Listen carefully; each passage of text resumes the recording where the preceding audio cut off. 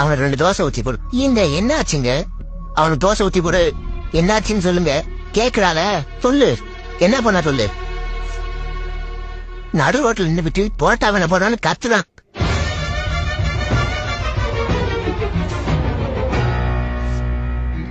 இல்ல தெரியாம தான் கேக்குறேன். என்னாச்சு உனக்கு? ஏன் தோசை பிடிக்கல? எதுக்கு தோசை பிடிக்க சொல்லு. கேக்குறேன்ல சொல்லு. உம்மன்றத எப்படி சொல்லு. அது அது ஒரோட்டா ரொம்ப பிடிச்சிருக்கு. டேய் அவன் ஏற்கனவே சாம்பார் சட்டியில வந்து வச்சுட்டான்டா. இப்பதானன்ற அது ஏன் உனக்கு சொன்னா புரிய மாட்டேங்குது. பரோட்டா நல்லது இல்ல, தோசை தான். இல்ல அப்பதான் கேட்டேன்லடா. பரோட்டா வேணுமா தோசை வேணுமான்னு கேட்டனா இல்லையா அப்ப சொல்லிட்டு உனக்கு பிடிக்கல அப்படின்ட்டு. அப்போ தோசை சாப்பிடலான்னு நினைச்சேன்ப்பா. அப்போ சாப்பிட வேண்டியதானே? வயசு மாத்திட்டு இருப்ப நான் கேட்டுட்டே இருக்கணும்.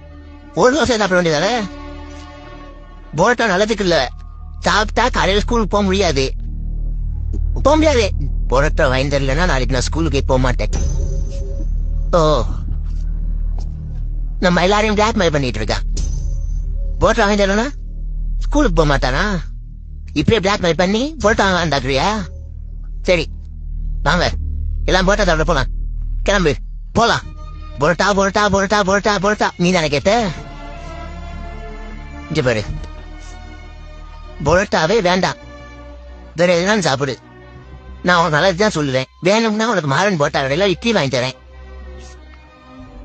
சொல்லு என்னன்னு சொல்லு. இல்லப்பா எனக்கு பரோட்டா வேண்டாம், சிக்கன் ரைஸ் தான்.